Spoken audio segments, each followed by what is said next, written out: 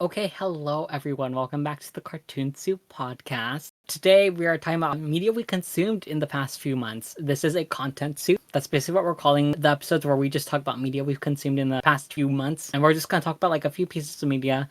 So let's just get started. So I'm going to talk about one piece of media that I started watching, and that is Ninjago Masters of Spinjitzu. This is a Lego TV show based off of a Lego set series. I don't know what came first, the TV show or the Lego sets, but this is basically about this main character who is like a blacksmith. He becomes a ninja through like circumstances, and it's basically about him like fighting these like snake people. It's a really fun series. This series is based off a Lego brand, but I will say the cartoon tells its own story, just having a Lego animation format, which is something I actually really enjoy. I feel like if this was very Lego focused, I wouldn't have enjoyed it as much, but the fact that it's just like its own story, just with Lego visuals, I think that really added to the entire story. I did watch this series when I was a child, and the only two things I remember about this series is the two big reveals in the first season, and that is the reveal of who the Green Ninja is and the reveal of who the Samurai is. I will say I'm only on episode 9 right now, or I think 10.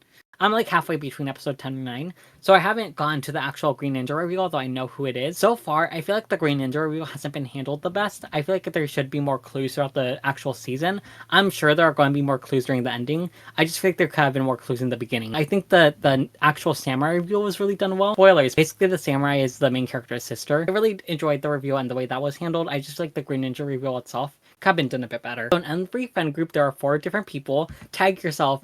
There's the main character who's kind of generic, but we'll get character development eventually. There's the moody one that has black hair. There's the funny one, the funny white guy. Tag yourself. Are you the funny white guy? And lastly, there's the autistic kid that's actually a robot. Yes. So it turns out the autistic coded character turns out to be a robot. I feel like it's so weird how like autistic coded characters are better representation than actual autistic characters, at least from what I've heard from actual autistic people. Like I think that's common knowledge when it comes to like autistic coded media. It makes me kind of sad that the only good autistic representation is like autistic coded characters who aren't even human. I will say I'm not autistic, so I can't be like the say all for whether or not Zane is the robot. I don't know if he's like good autistic representation. I feel like there are moments where like it doesn't make sense for him to not understand what's going on in his surroundings. And there are other moments where, like, I feel like he understands too well what's going on in his surroundings. Maybe that's just me, though. Now, you've watched Ninjago. Do you remember anything about that? I remember nothing. I just remember really enjoying it as a kid. I've heard he only becomes more of a robot as the series goes on, which I'm not sure how I feel about. But I do enjoy the series, and I do think it's really fun. I will say the voice acting for Lloyd is really bad. But yeah, his voice acting was a bit much for me in the first season. But I don't want to be mean because I do think it's a child voice acting him. But yeah, overall, Ninjago is a really fun series. Did you have any of the Lego sets as a kid? I think I was just a cartoon watcher. Oh, yeah, I had the sets. Oh, really? I was really into Ninjago, and I remember nothing from the show. I just remember the vibes. I just remember like really liking it. I completely forgot about the theme song, but the moment I heard it, I was like, oh my god, like everything makes sense again. It was crazy. Yeah, I remember like as a kid kicking my dad out of the living room and being like, "Dad, I need to watch Lego Ninjago." So I must have really liked it as a kid. I love how that's what you specifically remember. Yeah. I had to watch my program. So I'm starting off this with being a hater. Sorry. I'm a huge fan of the Alien film series. And I decided, how about I read every book as well in chronological order. So I've read Alien Covenant Origins, which is not a good Alien book. And then I read the Alien Covenant novelization, which I thought was a great novelization. It only added to the story, and I really think it in a sense, sort of redeemed the story. I really enjoyed that novelization, and that was my first introduction to Alan Dean Foster, and I had high hopes for him. And then I read Alan Dean Foster's novelization of the hit film Alien Electric Chair. So what's crazy is that I genuinely had high hopes for this because, like, his novelization of Covenant was really good. But this novelization, this is one of the worst novels I've read in the history of my life. And let me tell you something. I read this and I wrote down how I felt at the end in the book because I am somebody who writes in their books. And that is so girl boss of you. Thank you. Gaslight girl boss. Do what you want with your property. What I wrote down was, this felt like Alan Dean Foster read a review for the movie from a man in the 80s who gave it a 6.5 out of 10 and said to himself, yeah, that's all I need to know in order to make a novelization. I was so angrily typing this. I feel like the best example of this is the only scene where we get the only two female characters they get one scene together, right? The scene is one of the characters asking the other if she slept with one of the male crewmates. Be warned, this book does not pass the Bechdel test. And no way, shape, or form does it. Okay, spoiler alert for the movie, the 1979 movie Alien. One of the characters, Ash, is a synthetic. He's not a real human. And I think that in the movie, they did a really good job of subtly showing us that he is different and he is not particularly working with the crew. In this movie, the amount of times they have that Ripley has a conversation with Ash where it's like, Ash, I don't think you're working with us. And Ash is like, I'm just doing my job. Like, we get like maybe 20 of those scenes, and it was so fucking irritating because it's like, why are we not being subtle right now? Also, in this scene, it felt like they were trying to establish, because Ash doesn't fuck, he's weird. So that's giving really like, you know, like anti-asexual and like asexual hate for no reason. And like you brought up how it's kind of a common occurrence that autistic representation is like non-human characters. I also find it strange that, I feel like for me at least, the sort of quote-unquote asexual representation I've seen are of also like non-human characters, which is really strange. But like, really, I know what that scene was trying to say, which was Ash doesn't fuck. He's weird. I mean, you're basically saying that people who are autistic or people who are asexual aren't human. Like, Yes. I don't think they truly understand what they're saying when they write media like that. Or maybe They they do, don't. or maybe they're just doing it on purpose. I don't know. I just think it's so crazy how that's what they're saying with these characters that they write. Yeah, and yeah, they were trying to say that like, ooh, Ash is really strange, and that, which is a horrible way to show that, because if you watch the movie, the way that they show it very subtly and very tastefully in the movie is significantly better than how they did it in the book. And what's even more distasteful about that scene is, if you know anything about like the themes and the symbolism of the original movie, the movie is literally about sexual assault and like the violation of the human body. So for them to have a scene where they like casually bring up sex, so weird, and it felt so tone deaf.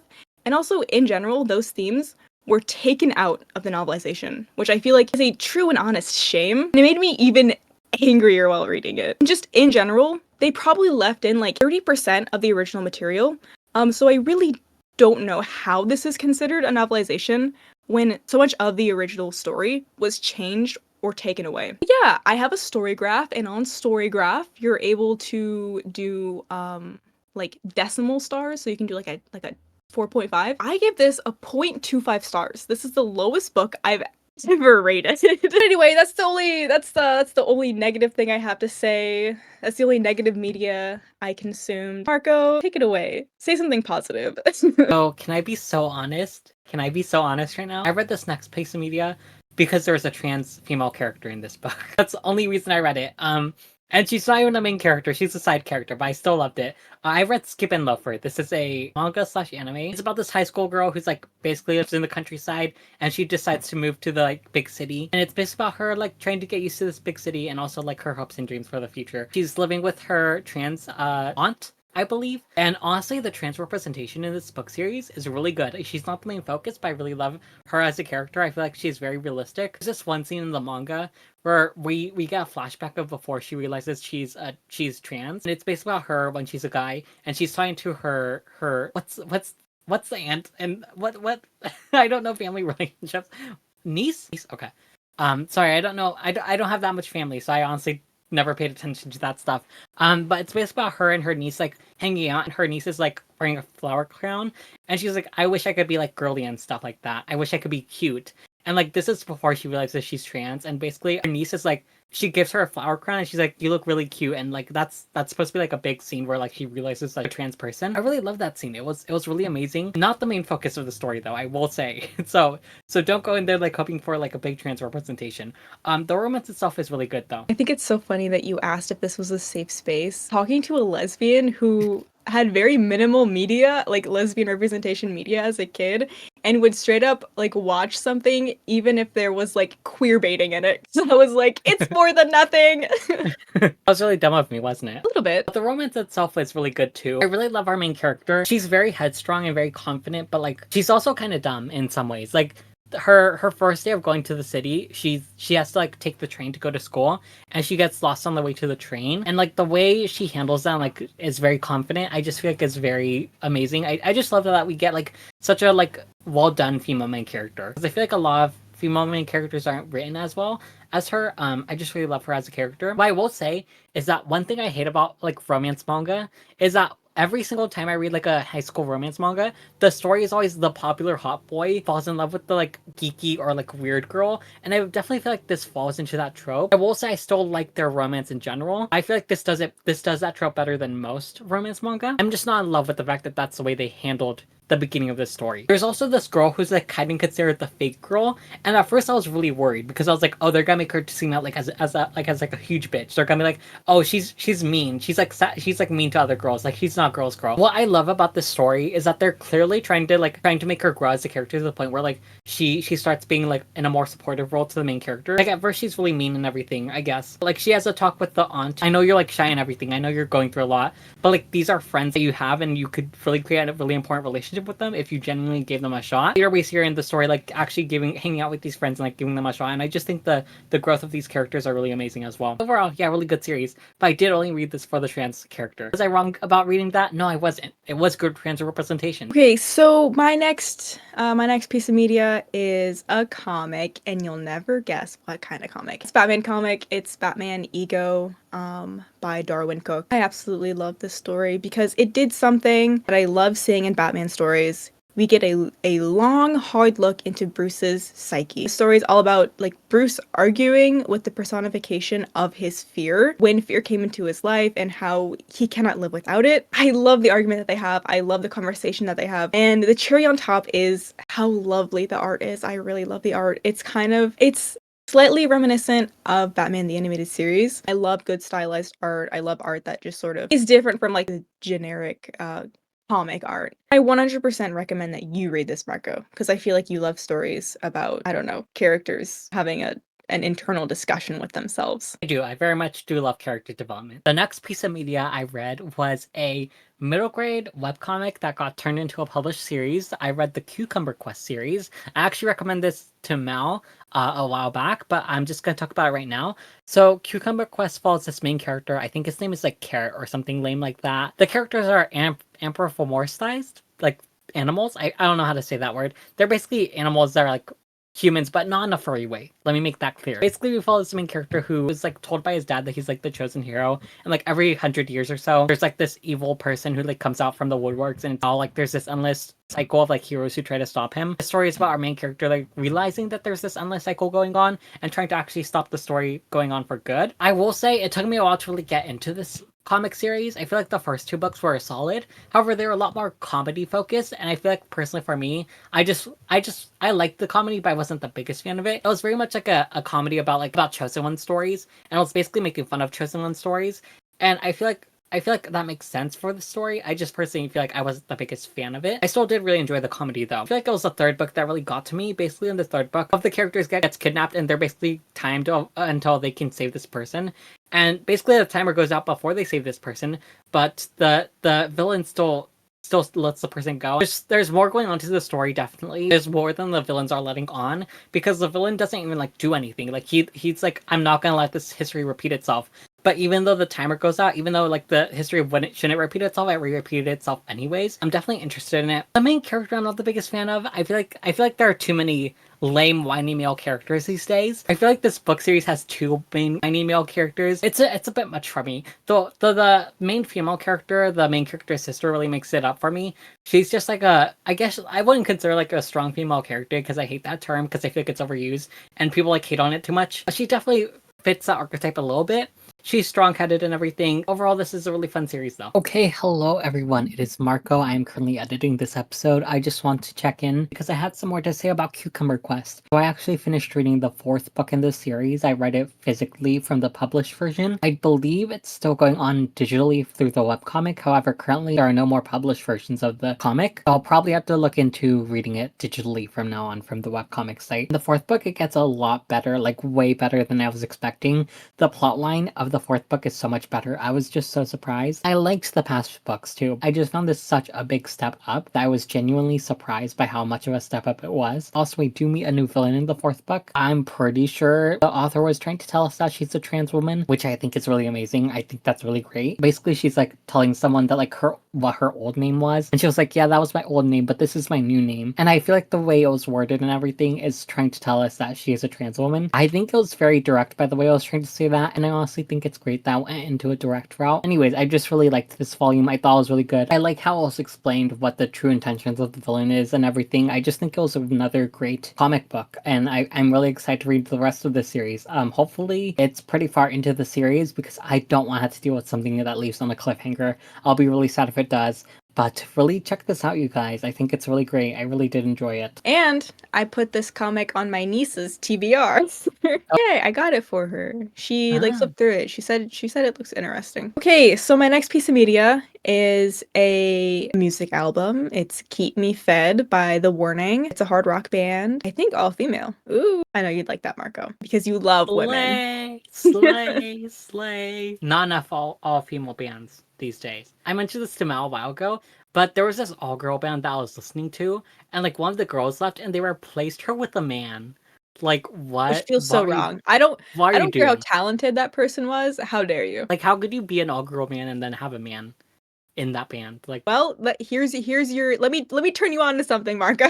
Yeah, this album came out last year, and I have been consistently listening to it since it dropped. I really love how angry they sound. There genuinely isn't a song on this album that I hate. I do think that like the song that I maybe skip the most is Sick, but it's not because I hate it, it's just because I feel like there are other really good songs on here that I'd rather listen to. And I think my favorite 3 probably are Satisfied Sharks and Consume. This is very much something that I recommend to Marco. It's very political, you know, it's very much of the times most hard rock should be.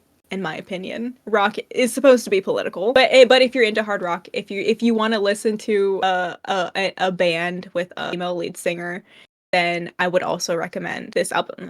What is it called again? This album, The Warning, or Keep Me Fed by The Warning. Okay, I'm gonna talk about a video game. I'm not much of a gamer these days, but I have been getting back into it. I was playing this 2D platformer called Grapple Dog.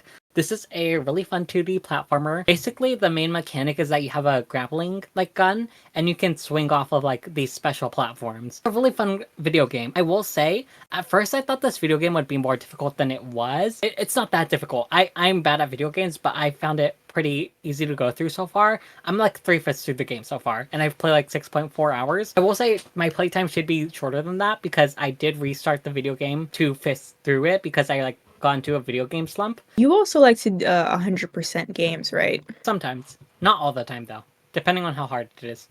Oh, I thought you were one of those people. No. I'm not like a super 100% person.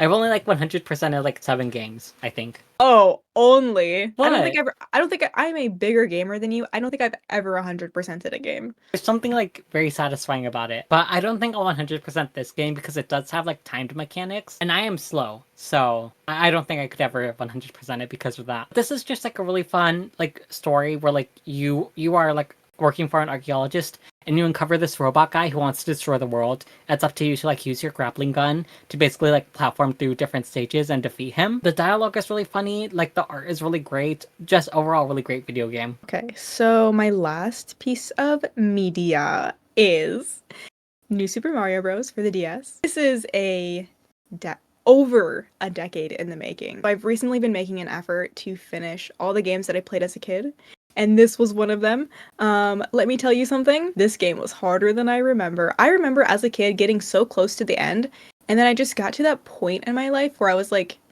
ew, I was so snooty, and I was like, I'm too old to play video games. I was like 13, I think. And I was like, no, I'm too good. I don't need to play video games anymore. I'm a big kid. It's embarrassing to think of as an adult. These games seemed much easier to play as a kid. There were an embarrassing amount of times where I like rage quit because I just couldn't get past a level. But it was all worth it now because as an adult, I can proudly proclaim that I have finished New Super Mario Bros. For the DS. It took about 12 years, but I did it. The only thing I'll say is the final boss battle easier than previous boss battles, which I don't really understand. Is it just me? Okay, I'm not sure if this is just my imagination, but I feel like it's common for Mario boss battles to not be the best. At least 2D platformer ones. I think that it's common that other levels are just harder than some of the boss battles. Yeah. Okay, it's time for me to talk about my final thing, and I'm gonna talk about Lego sets. I have gotten into building Lego again recently. I think I've built like 10 sets in the past few months, maybe more. I wasn't sure why I got this set, to be honest, because like now that I'm thinking about it, I like this set. I just don't think I love it enough to actually buy it. But I got the Captain Rex helmet set. Captain Rex would probably be my favorite clone trooper out of all the clones in the Star Wars series. Ahsoka is my favorite character. Here's the thing. I think Ahsoka was a lot more hated back when I was a child, but I feel like now that I'm an adult, people love her. People love her. But I was an OG, just so we're clear. It's like how people shitted on the prequel trilogy for so long, and then it's only till like recent that people were like, the prequel trilogies are actually a masterpiece, and no, and like it's better than anybody ever thought, and it got shit for no reason. The reason Ahsoka was hated for so long was simply because of sexism. Yeah, speaking of Star Wars prequel, I honestly don't think the prequel movies are that good. I like the last movie best, probably because like Anakin goes crazy in that movie. But like the second movie where like Anakin and Padme are having a romance was terrible. Like I don't know. I don't agree with that sentiment that they were actually good. So the prequel trilogy is 100%. It is 100% George Lucas. Those movies are 100% what it would look like if George Lucas was allowed full reins over the Star Wars IP. The reason that the original trilogy is so good is because there were people who would say, George, no, this is stupid, or George, no, this doesn't sound good. There was pushback, which is why I think that in the end, the original trilogy is seen as so good, is because it wasn't George Lucas. Anyways, back to the Captain Rex helmet. So I started building this Lego set. I'm missing a helmet piece, and I can't finish building it because of that. And I was like, no, I can just build the rest because it isn't like attached to anything. Like, no, but I'd feel bad if I just continued it without even putting this piece on. So Mal said I should probably go to the Lego store and just ask if they have that piece. It's not a big piece. But I'm building that currently, but I'm taking a break on it. I built another Lego set, Duel on Mandalore. This is based off of the Star Wars: The Clone Wars for Ahsoka and Darth Maul fight. I love that scene where Darth Maul and Ahsoka fight. I think that's an amazing scene. This Lego set could have been done better. I feel like they could have added more.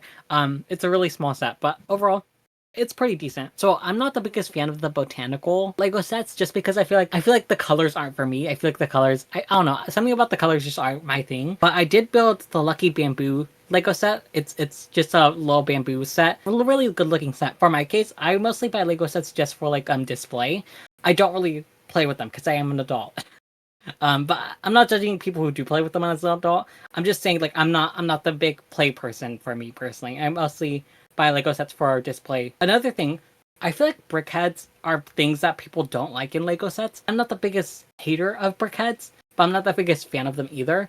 The only brickheads I have is the Tom and Jerry brickheads, which I built recently, and I also have 2 of the Sonic the Hedgehog brickheads, which I know is so embarrassing. I do own them. I really do love the Tom and Jerry brickheads. I feel like they're just really nice display pieces. Okay, so I built one Mario Kart Lego set. I built the Yoshi bike. It looks really good. I really love it. I love how Yoshi's head is basically the motorcycle, and there's a Yoshi riding on top of that motorcycle. It's a really cute set. I built a Valentine's Day set. Even though it's like way over Valentine's Day, I thought might as well build it. Like I'm never gonna build it any other time. It's basically these 2 hedgehogs, not Sonic related though. You also did the birthday one? Oh yeah, I did a birthday one, even though it's no one's birthday. I don't know, I just like building holiday sets at the wrong time. I also built a Christmas set, even though it's far from Christmas. Now that I'm thinking about it, I built these polar bears. Really fun sets. Those ones are usually go on sale though. Whenever I see a holiday set, they're usually on sale because the holiday is over. No, I usually just buy them just because I'm like, ooh, that looks cute, you know? I didn't really think about that. But I should have. But yeah, I do like the holiday sets. I want like continue buying the holiday Lego sets just because I feel like they usually look really cool. There's this Christmas tree Lego set that I want to buy. I actually want to buy that for Christmas and display it during Christmas. But there are these new Lego sets coming out. Oh, let me look at my wish list. Okay, so I'm not the biggest fan of plant Legos, like I mentioned before. But there are these like happy planner Legos that I really like. Like the vases have these little smiley faces on them. It looks really cute. I really love it. But yeah, that's my Lego story so far. Anyways, you guys, that's the media we've been consuming lately. Check out our social medias in the description, and it's everything. So goodbye.